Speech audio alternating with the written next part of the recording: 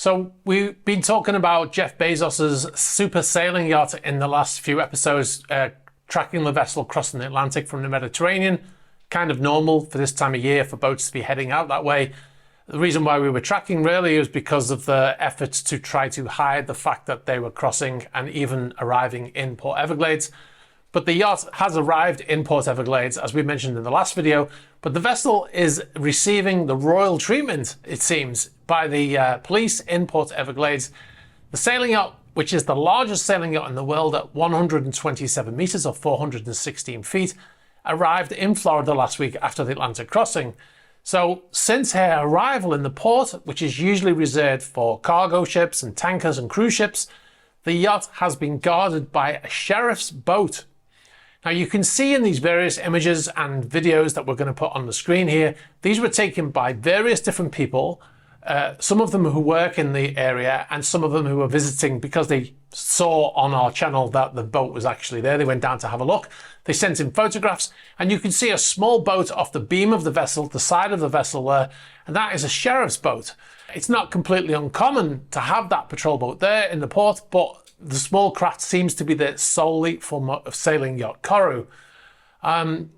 The vessel has been there 24/7 since Bezos's yacht arrived in the port, according to people who work there and people who've been passing by, sending us the images, as I mentioned just now. We can see it in these videos, in these images, that that sheriff's boat does not move from the beam of the vessel. And that's quite interesting that his yacht is getting this special treatment like this. Now, I've been in this very port on multiple yachts, and we have never had that kind of treatment over the years. Now, one of the things that Jeff Bezos has been coming under some criticism lately over his green credentials, as he's taken delivery of not one, but two super yachts. In a recent article in the New York Post, it was reported that his new yacht could generate 7,000 tons of carbon emissions per year. Now, the vessel is a sailing yacht, but they are kind of poo-pooing the idea that that somehow saves it from being a polluter. I mean, it is technically, it is better than a conventional motor yacht because it can sail across the ocean. However, it still needs to have HVAC systems, AC systems running, heating or cooling, and it obviously requires the running of generators for lighting and the AC and all of the controls and stuff on the bridge and stuff like that. So, you know, it still has generators running, so it's still using fuel as it makes that crossing. And his second yacht, the support vessel Abiona, that is not a sailing yacht, and it carries a helicopter and that uses fuel. That's also made the trip across the Atlantic and is in Port Everglades also. This article from the New York Post and other articles that we've seen online, they compare his carbon footprint to the average person, you know, saying that he's compared to the average person, his carbon footprint is huge, right? And that's how they condemn the fact that he has the super yacht. However, he's not an average person, right?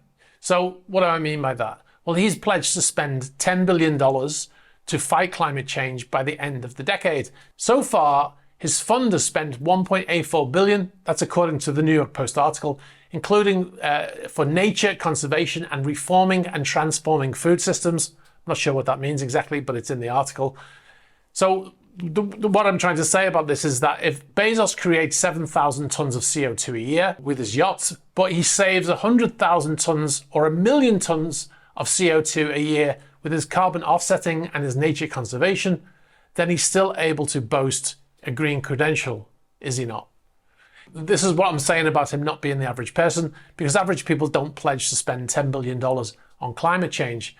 Now, when the average person, fly on a plane, we get offered something called carbon offsetting scheme, which is like the one on screen here, which I've been offered for a flight that I'm taking next month. Now, it's a bit like that really, what he's doing, isn't it? But on a much, much larger scale. Anyway, I'd be interested to know on your opinions about that. It's always likely to generate some interesting comments. So yeah, put your opinions on that in the comment section and we'll discuss it there, or maybe in a future video.